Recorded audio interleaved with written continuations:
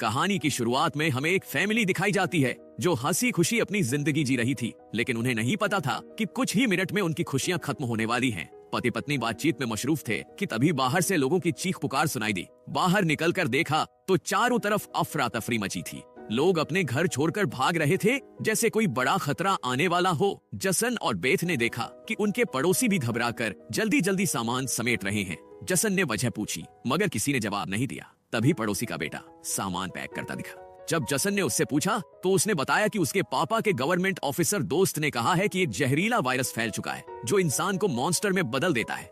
तभी उस बच्चे की माँ आई और उसे खींच ले गई। उसने जसन से कहा कि वक्त कम है, अपनी फैमिली को लेकर शहर से जितना दूर हो सके निकल जाओ। यह सुनते ही जसन और बेथ डर गए और बिना देर किए बेटी को लेकर गाड़ी से शहर छोड़ने लगे। मगर रास्ते में देखा कि जो भाग रहे थे वो वापस लौट रहे हैं। तभी ट्रैफिक में फंस गए और पाया कि शहर से निकलने का रास्ता पुलिस ने बंद कर दिया है। आसमान में हेलीकॉप्टर्स गश्त कर रहे थे और लोगों को घर लौटने का आदेश दिया जा रहा था। जसन को अजीब लगा कि जब वायरस फैला है तो लोगों को बाहर निकालने के बजाय अंदर क्यों रोका जा रहा है। तभी पास की पहाड़ी से बड़ा पत्थर उनकी कार पर गिरा और पूरा पहाड़ हिलने लगा। वहाँ से 2 मिलिट्री फाइटर जेट्स निकले और शहर पर बम बरसाने लगे। पूरा शहर राख हो गया। बेथ को तुरंत समझ आया कि अगर वे घर लौटते तो सब खत्म हो जाता। अब जेट्स सड़कों पर मौजूद लोगों को निशाना बनाने लगे। सब इधर उधर भाग रहे थे। सबको साफ समझ आ गया कि गवर्नमेंट ही उन्हें मारना चाहती है। जसन और बेथ ने देखा कि कहीं भी भागने से मौत तय है। तभी बेथ की नजर पहाड़ पर बने एक स्कूल पर पड़ी। उसने सोचा कि वही सुरक्षित जगह हो सकती है। तीनों दौड़कर वहां पहुंचे और स्कूल में एक टनल दिखा। बम धमाके से कुछ सेकंड पहले वे उसमें घुस गए। दरवाजा बंद होते ही जोरदार विस्फोट हुआ, लेकिन खुशकिस्मती से वे बंकर में थे और उनकी जान बच गई। मगर हैरानी की बात यह थी कि आखिर यह कौन सा वायरस था कि गवर्नमेंट को शहर के सभी लोगों को मारना पड़ा। वो लोग कुछ समझ नहीं पा रहे थे, बस इतना जान गए थे कि जिंदा रहने के लिए बंकर में छिपकर रहना होगा। लेकिन परेशानी यह थी कि यहाँ कितने दिन जिंदगी गुजारनी पड़ेगी और खाने पीने का क्या होगा।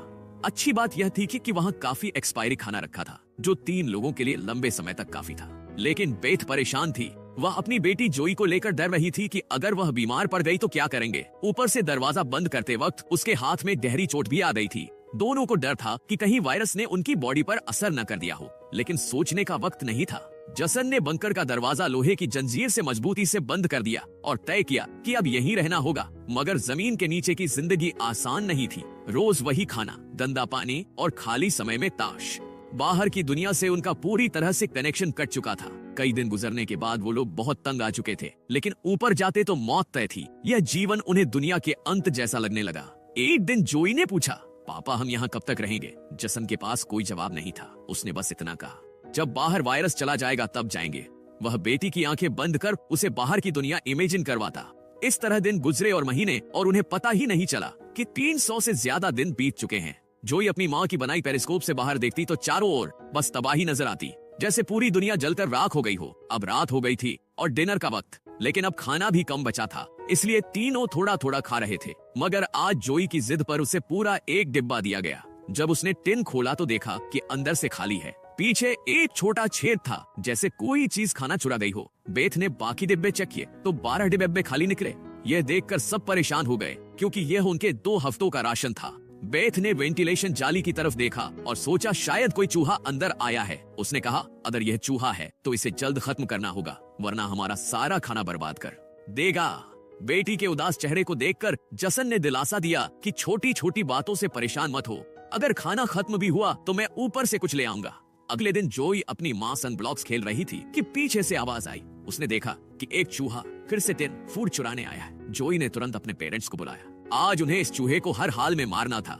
जसन गुस्से में चाकू लेकर बढ़ा, मगर चूहा बहुत तेज था। वह वार से बचकर भागा और टेबल पर रखी लालटेन गिरा दी। जैसे ही वह बिल में घुसने वाला था, बेथ ने झपटकर उसे मार दिया। सभी खुश हुए, लेकिन दूसरी ओर लालटेन गिरने से आग फैलने लगी। जसन ने उसे उठाने की कोशिश की, लेकिन हाथ जल गया और शीशा फटते ही टेबल में आग लग गई। बेथ ने पर्दा फाड़कर आग बुझाई और जसन ने आधी बाल्टी पानी डालकर जैसे तैसे आग पर काबू पाया। ये देखकर सब घबरा गए। उन्हें डर था कि धुआं उनका ठिकाना जाहिर कर देगा। जसन ने कहा कि शायद रात का अंधेरा इसे छुपा लेगा। तीनों पूरी रात जागते रहे। सुबह जब उन्होंने पेरिस्कोप से बाहर देखा तो पाया कि चारों तरफ धुएं का गुबार फैला है। यह देखकर उनकी बेचैनी और बढ़ गई। उन्हें यकीन हो गया कि ठिकाना उजागर हो चुका है। बेथ ने कहा कि राख की जांचबीन करते हुए कोई यहाँ पहुंच सकता है, इसलिए सफाई करनी होगी। पति पत्नी ने बाहर जाने का फैसला किया। जाने से पहले जसन ने बेटी से प्रॉमिस लिया कि चाहे बाहर कोई आवाज दे या कुछ भी हो, वह बाहर नहीं निकलेगी। वादा लेने के बाद दोनों ने दरवाजा खोला और बाहर निकल गए। अब जोई अकेली अंदर रह गई और बेसब्री से उनका इंतजार करने लगी।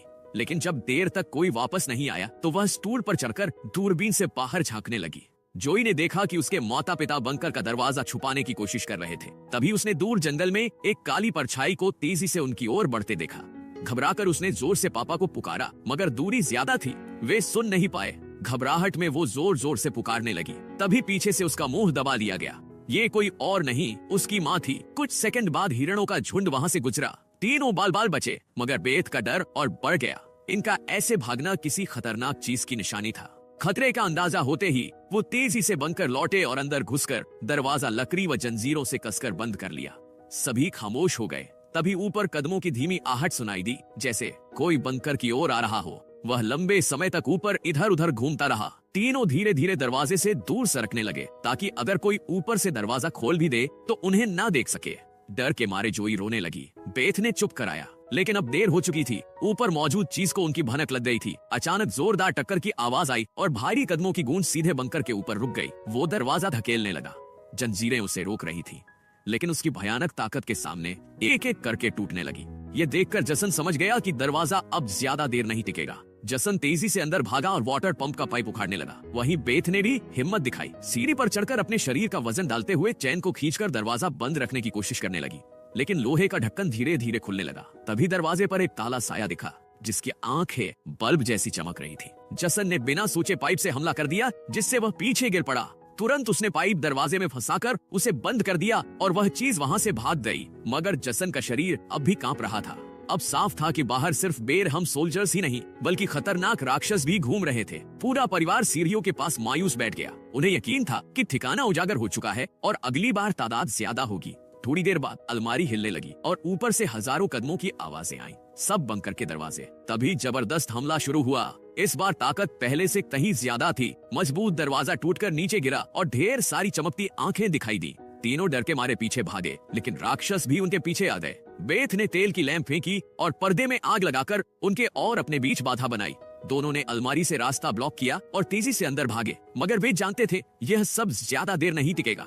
तभी बच्ची को जमीन की ओर खुलता वेंट नजर आया। जसन ने जोर लगाकर उसे तोड़ा और पूरी ताकत से पत्नी और बेटी को बाहर धकेल दिया, लेकिन खुद बाहर निकलते समय वह तंग जगह में फंस गया। उधर राक्षस उसकी ओर बढ़ रहे थे। बचने की कोई उम्मीद नहीं दिखी, इसलिए उसने अपने कंधे की हड्डी तोड़ डाली। दर्द से चीखते हुए भी उसने खुद को संभाला और वेंट से निकलने की कोशिश की। बेथ ने पूरी ताकत से उसे खींचा।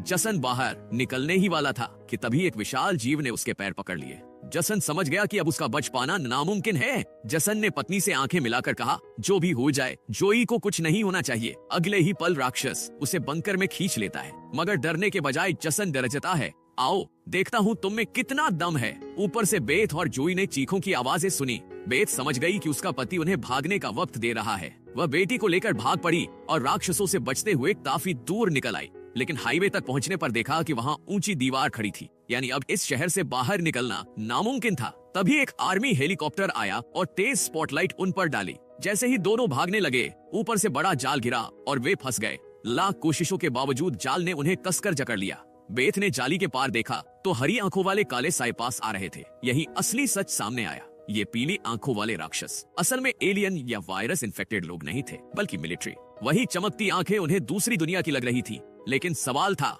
आर्मी इनके दुश्मन क्यों बनी? जवाब जल्दी ही सामने आया। खतरा थे और इन्हें मारना ही एकमात्र रास्ता था।